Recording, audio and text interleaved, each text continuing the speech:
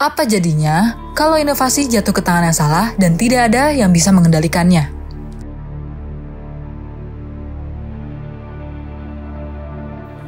Kalau dari film animasi Despicable Me, Gru bisa aja mencuri bulan dan merenggut hak hidup masyarakat kota San Francisco. Sama halnya dengan inovasi yang dibuat Gru, inovasi dalam bidang teknologi digital misalnya, juga tetap perlu diawasi. Kenapa inovasi perlu diatur-atur sih? Padahal kan inovasi bisa bikin hidup kita lebih mudah. Nah, harusnya inovasi nggak cuma bikin hidup kita lebih gampang, tapi juga menjamin keamanan penggunanya, seperti kita. Siapa yang bisa jamin data pribadi kita nggak dicuri dan disalahgunakan? Terus, gimana caranya agar hak konsumen tetap terjamin dan inovasi tetap berjalan?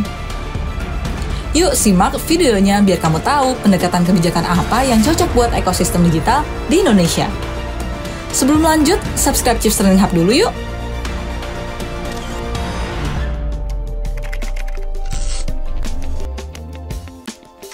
Inovasi geraknya kenceng banget. Dulu nggak pernah kebayang mau naik ojek bisa tinggal pesan di HP. Nggak takut ketinggalan dompet karena bayar ini itu tinggal scan kris. Sebagai konsumen, kamu pasti senang bisa menikmatinya kan? Tapi, demi inovasi dan kenyamanan ini, kita harus memberikan data pribadi di berbagai platform. Dikit-dikit harus isi data pribadi, email, sampai foto KTP. Terus, siapa nih yang bisa menjamin data kita nggak disalahgunakan?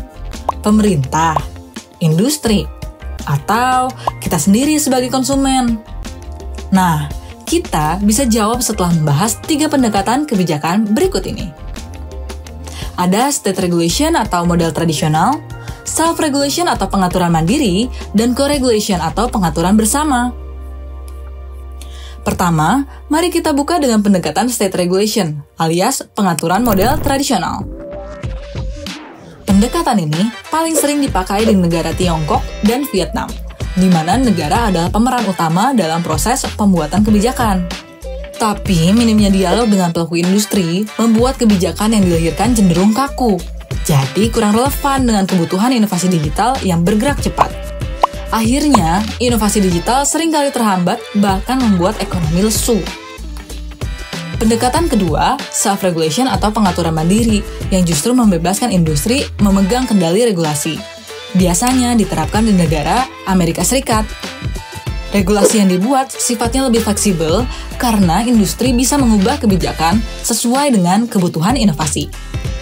Sayangnya, kebijakan dari pengaturan mandiri kurang mewakili kebutuhan dan tantangan perusahaan skala kecil dan menengah. Nah, pendekatan ketiga namanya pengaturan bersama atau co-regulation. Pendekatan ini jalan tengah buat model tradisional dan pengaturan mandiri. Co-regulation sering dipakai di negara-negara Uni Eropa karena bisa menjembatani dialog antara pemerintah dan industri menghadapi tantangan digital. Co-regulation bisa dilakukan dengan beberapa cara, seperti forum dialog pemerintah swasta, pembentukan asosiasi industri dengan kewenangan penerapan aturan, dan regulatory sandbox. Indonesia sendiri sudah menerapkan pendekatan co-regulation untuk sektor keuangan. Orang bahkan tidak menyadari bahwa mereka bisa menghasilkan $1.000.000 dalam sehari.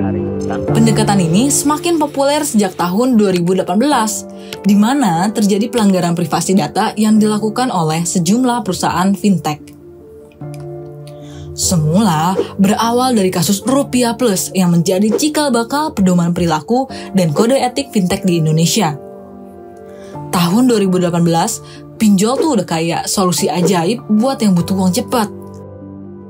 Tapi di balik kemudahannya ada ancaman teror di WhatsApp yang bikin konsumen deg-degan kalau telat bayar. Saat itu, pinjol adalah inovasi finansial baru. Pemerintah dan otoritas jasa keuangan atau OJK belum punya banyak pengalaman, apalagi peraturan untuk menangani kasus pelanggaran hak privasi seperti yang dilakukan Rupiah Plus. Untuk itu, OJK meminta bantuan Asosiasi Fintech Indonesia atau AFTEK untuk mengusut kasus ini. Several months later.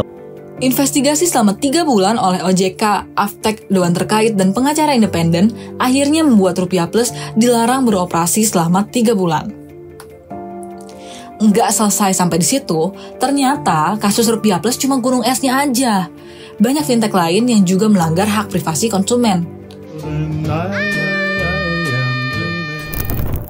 Akhirnya, OJK mendesak Aftek bersama AFPI dan AFSI untuk segera mengesahkan pedoman perilaku penyelenggara teknologi finansial di sektor jasa keuangan yang bertanggung jawab. Sampai sekarang, pedoman perilaku ini jadi dokumen pengaturan bersama seluruh penyelenggara fintech di Indonesia. Nah, kebayangkan kalau inovasi digital nggak ada aturannya? Pasti data pribadi kita rentan disalahgunakan perusahaan-perusahaan digital yang nakal. Walau inovasi penting untuk kemajuan ekonomi, tapi jika jatuh ke tangan yang salah, kita sebagai konsumen yang jadi taruhannya. Makanya kita butuh co-regulation, agar inovasi kebijakan dan teknologi baru di bidang kesehatan, transisi energi, telekomunikasi, manufaktur, pertanian bisa terus didorong sekaligus mengurangi resikonya. Kalau itu semua tercapai, pasti inovasi digital di Indonesia bisa lebih maju. Tapi, meski terlihat cukup ideal, penerapan co-regulation di Indonesia masih perlu penyempurnaan.